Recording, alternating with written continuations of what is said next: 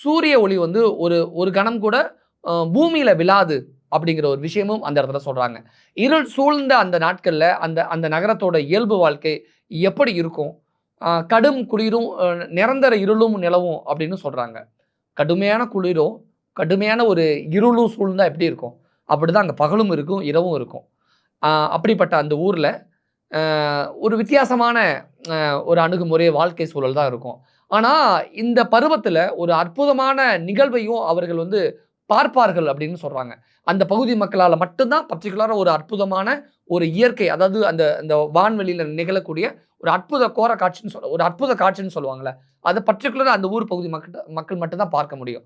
அது துருவ ஒளி அப்படின்னு சொல்றாங்க. அதாவது தொடர்ந்து இருள் சூழ்ந்து இருப்பதனால, வான்ல நடக்கக்கூடிய அந்த ஒளியோட நடனம் இருக்குல்ல, அந்த ஒளியோட நடனத்த அவர்கள் தெளிவா காண முடியும். இயல்பா கண்கூடாவே பார்க்க முடியும் அப்படின்னு சொல்றாங்க.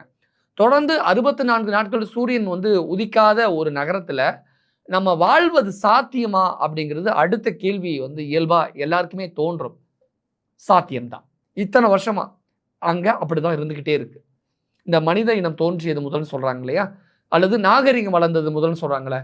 அ பல பலாயிரம் வருடமா அந்த இடம் அப்படிதான் இருக்கு. இந்த ஊர்ல வாழ்றது எப்படி சாத்தியம் அப்படிங்கிற கேள்விக்கு அறிவியல் ஆர்வலர்கள் மற்றும் இணைய பயனாளர்கள் மத்தியில ஒரு பெரும் வியப்பையும், ஆச்சரியத்தையும் ஏற்படுத்தி இருக்கு.